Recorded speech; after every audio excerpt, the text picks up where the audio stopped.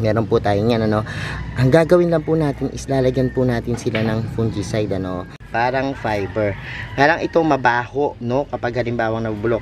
Ito, wala area na to, oh. Look. Yan. Ito pwede nating itanim. So, ito na yung ating mga nakuhang dahon. Hello everyone! This is Hermes Sunabi ni Dino Park and Eco Garden and welcome back sa ating channel. Ngayong araw na to, tuloy-tuloy ang ating snake plant serye. Ano ba gagawin natin at nakahandang task ngayon dito sa garden. Kung meron po kayo yung mga na pumangit na dahon na tinalakay natin nakaraan, pwede natin ngayon gawa ng paraan, no? Kung halimbawa mangyari to doon sa inyong mga snake plants, eto, no, yung mga suggestions ko, samahan nyo ako at ayusin natin tong ating garden. At kung ready na kayo mga ka-MVP, tutok lang po.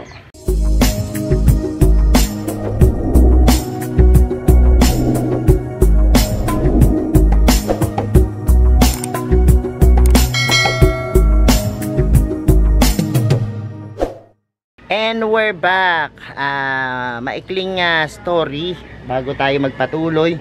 Ako po, nagsimula akong mag-collection ng snake plants nung nalaman ko po talaga na marami silang magagandang benepisyo. Pero hindi ako perfectong gardener dahil sometimes sa dami ng halaman ko, marami rin pong pumapalya ako ng mga gawain. At minsan hindi ko po nakikita o napapansin yung iba kong collections na minsan grabe na pala yung nangyayari sa kanila, no?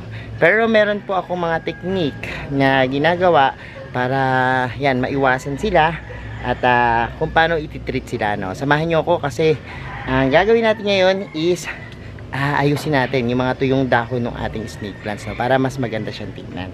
Tara, samahan nyo ako at umpisa. One thing po na nangyayari sa aking snake plants kapag nagkasunod-sunod yung ulan, yung kanya pong dahon is pumapangit. Sabihin natin, no, bakit ganun? Di ba kapag kulang sa tubig o tagtuyot, tsaka pumapangit yung dahon sa mga house plants?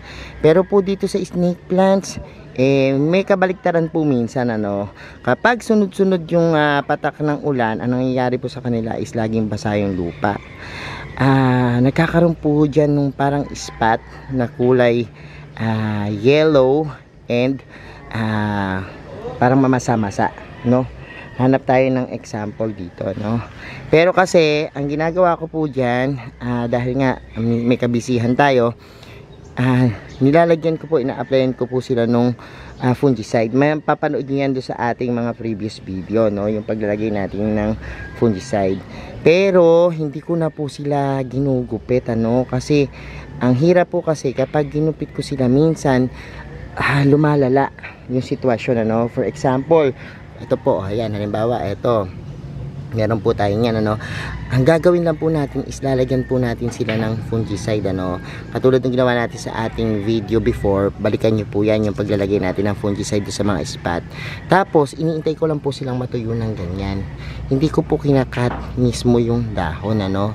Kasi mentras ko po kasing kinakat, nasubukan ko before, kinat ko po, tapos lumala hanggang sa wala nang matira.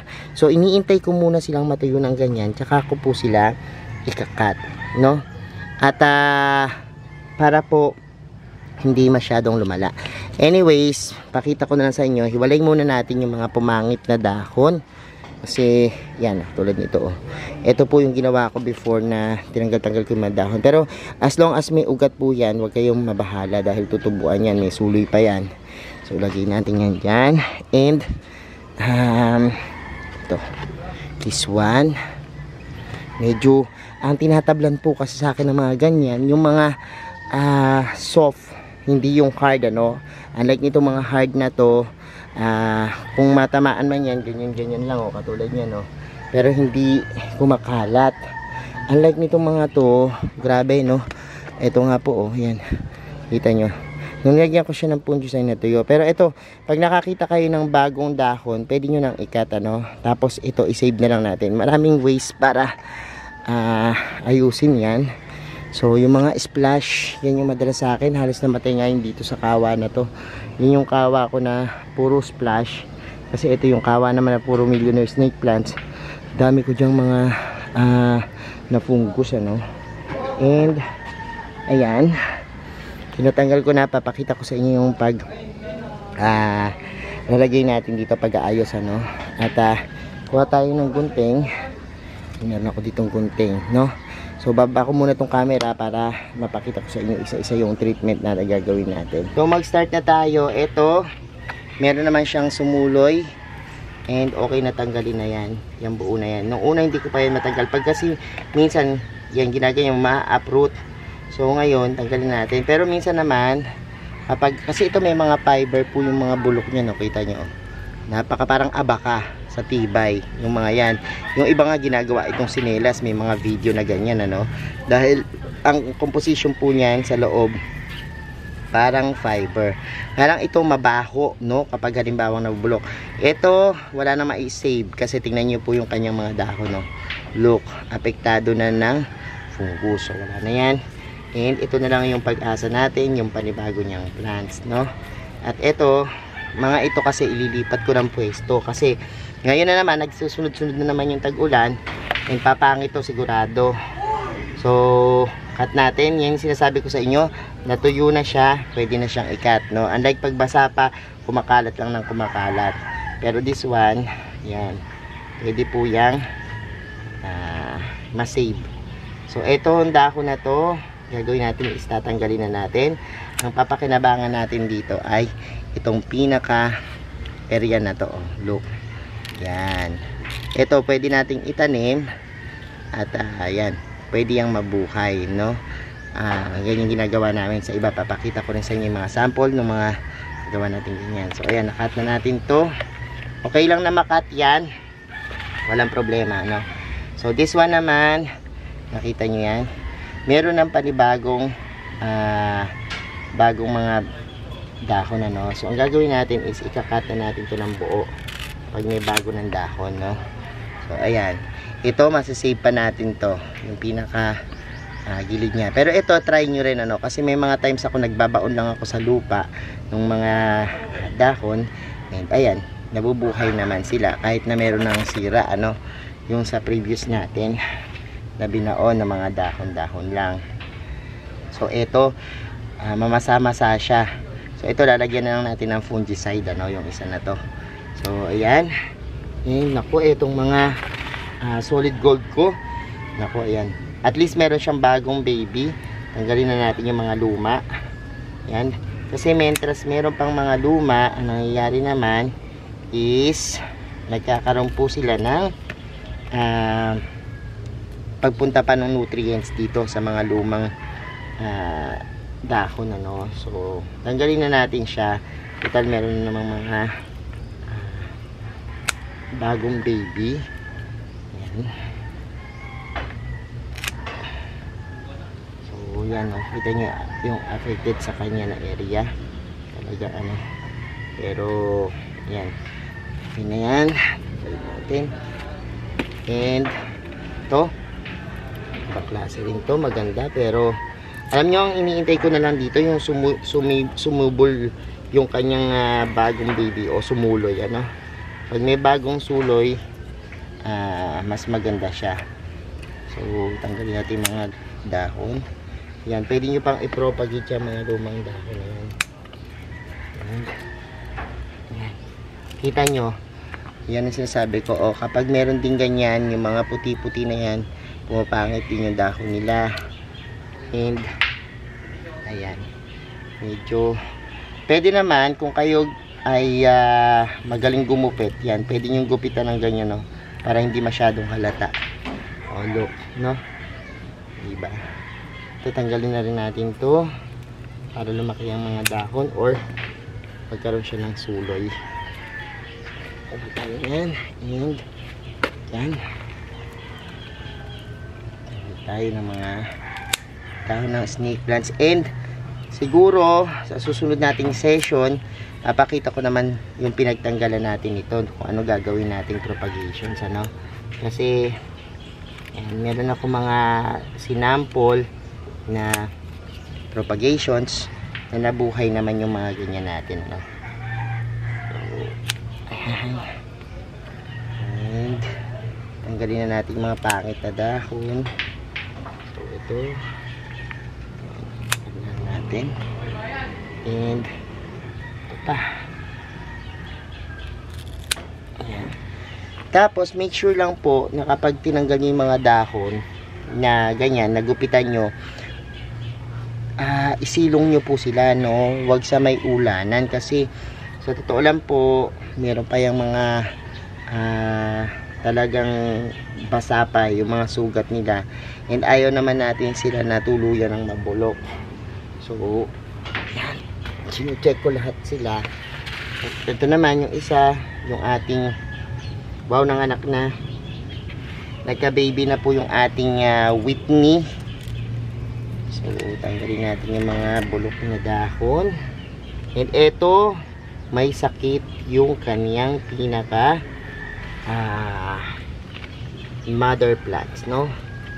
And affected siya ng parang virus. Virus ang tawag ko dito, parang sakit na fungus. And ayan, look. So minsan kasi sa pinaka yan po, pinaka yung center, no? Diyan po nagsisimula yung mga sakit. And yan, tanggalin natin kasi baka mahawa pa yung iba. Kagandahan dito sa ating Whitney, oh, meron na siyang anak. And yan, i-treat na lang natin to. At yung iba nagsasuggest na wag nyong diligan yung pinaka gitna, kasi minsan kapag nagstay dyan yung tubig at di natuyo, yun ang problema, no, namamatay. Pero eto, buti na lang may anak na yung Whitney natin, and I hope mapaganda natin yan, ano? Anyways, ayan, lagyan natin. Ito, sayang to, ang laki-laki na nitong solid gold ko na Wendy, oh. Yan, kinatang ko na yan nung nakaraan, pero ayan, bumabalik eh. At ang dami yung mga talagang sakit. Pero anyways, kapag nag-matured naman to at merong sumuloy, okay na naman. Ito, nakuhanan ko na naman to ng mga babies, kaya parang hindi na ako kinakabahan kasi meron na ako mga patubo nito, ang maliliit, no? Pero sayang pa din kung hindi natin kasi isi-save. And ayan, o, kita nyo, o, nag-root rot na siya. Talagang ano na, ewan ko lang kung masisave pa to. I hope masave nito. Wala, maano na siya. Ang isi-save na lang natin dito ay yung dahon niya, no? Anyways, wala tayo magagawa dyan. Talagang nag-root rot na siya. Pero kung ito, hindi tutuloy-tuloy yung pag ano niya, hugasan muna natin. Pag hindi tumuloy, tsaka natin itatanim. Pero this one is i-air dry muna natin. Pero napansin ko po kasi pag ganyan po yung mga snake plants ko, yan, tsambahan kung mabuhay. Tanggalin muna natin yung mga pinaka dahon. Ayan, tingnan natin. Kita nyo, sana mabuhay siya. And pinapananahan ko. Pero itong mga ganito na affected ng mga fungus, huwag nyo muna po siyang itanim ng agad-agad. I-air dry nyo po muna po siya ng tuyong-tuyo, no? Kasi pag hindi nyo po yan ginawa, maaaring yan, mamatay yung inyong mga snake plants. So, para ako nag-o-opera dito, no? Ganyan tayo lagi pag may mga snake plants. Tingnan natin kung maganda pa yung dahon ng mga to. Anyways, mag-o-opera ng mga snake plants. And ayan, so natin, tuyo naman yung lupa niya, no? Siguro talagang sunod-sunod lang talaga yung pag-uulan, kaya minsan mahirap din po yung mga nagkakasunod-sunod na ulan. Anyways, ito na yung ating plants na mga merong problema yung dahon. And ang gagawin natin ngayon is Isisilong muna natin to, ibubukod, tapos ititreat natin sila, no, na yung mga meron pansira. Pero for the meantime, ayan, tinanggal ko na para maiayos naman natin yung mga nandito nating mga halaman. Pakita ko muna sa inyo yung mga nakat natin, ano, kasi may gagawin tayo dyan sa susunod nating video, no, at papakita ko rin sa inyo kung paano ititreat yung mga nakuha nating mga dahon. So eto na yung ating mga nakuhang dahon. Actually, ito po kasi kapag halimbawang pinropagate natin, pwede pong ang mangyari dito, kulay green na lang yung lumabas sa kanya, no, hindi na ganitong variegated splash, unlike ng mga suloy na mula dun sa pinaka ano, based po sa experience ko, ganyan po talaga. For example, this one, yung tinignan natin dahon, ayan na po yung lumabas na anak niya, no. So hindi niya po nakukuha yung variegation pattern pag dahon po, ano. Kanimitan, ganyan po yung nangyayari. Unlike nung ating mga ibang halaman naman, yung matitigas, ibang form naman po yung lumalabas sa kanya. For example, katulad po dun sa ating tinanim na dahon ng mga snake plants. Ayan, for example, ito po yung variegated, ganyan po, green po yung lumalabas sa kanya, no. At ganyan po yung mga senaryo. Tingnan natin dito, meron din tayong mga leaf propagations dito, pero sa ngayon wala pa po kasi siyang suloy. Ito rin yung mga ginawa namin dun sa mga ayan, tinamaan ng fungus, ano. Nung leaf propagations ko po siya, ayan, pinaugatan ko naman siya. Alam po ang nangyari, kapag ganyan po yung nangyayari, katulad po nito, metallica siya, silver siam, pero ang lumabas po ay, tingnan nyo, kakaiba, green lang na snake plant. So ganyan po kapag through leaf propagations, ano, yung ginagawa natin. Unlike nung kapag sumuloy, katulad po nito, puti, no. Kapag suloy, tulad po nito, suloy, ganda po ng kanyang variegations, no. Ito po yung mother plant, ito yung variegations.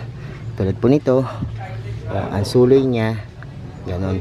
Kapag suloy, variegated. Kapag from leaf, green. Yan po yung base sa experience ko dito sa aking mga snake plants, no. So ito, possible na green yung tumubo, pero merong magandang pwedeng gawin dito. Kung buo pa po yung dahon at maganda pa yung dahon, pwede nyo po siyang i-display as kokedama. So pakita ko sa inyo yung kokedama na gawa ko, no? Pero yung mga pangit na dahon, yun na, okay lang din naman po kung mabuo nila green na snake plants, ano, okay lang din yan. Narito po yung mga kokedama snake plants, ano. Kita nyo po, kahit one leaf po siya, maganda rin siya, no?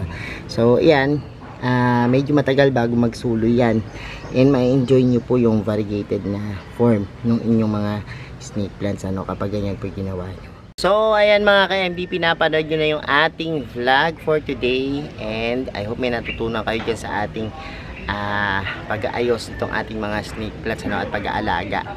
At salamat na maraming sa lahat ng nag-share, nagko-comments, at nag-like ng ating mga video, no. Sa mga hindi po nag-subscribe sa ating YouTube channel, kung bet na bet nyo po ganitong usapan, plants and gardening, mag-subscribe na po kayo. Huwag nyo pong kalimutang i-hit yung notification bell para laging updated sa aming latest uploads, at maging sa iba't iba nating social media accounts, sa ating TikTok, Instagram, Facebook pages. Search nyo lang po Hermy Sunaho or Mini Dino Park Connect Garden. Makikita nyo yan. Salamat ng maraming mga ka-MDP, and this is Hermy Sunaho, nagsasabi sa inyo ng happy planting. Bye!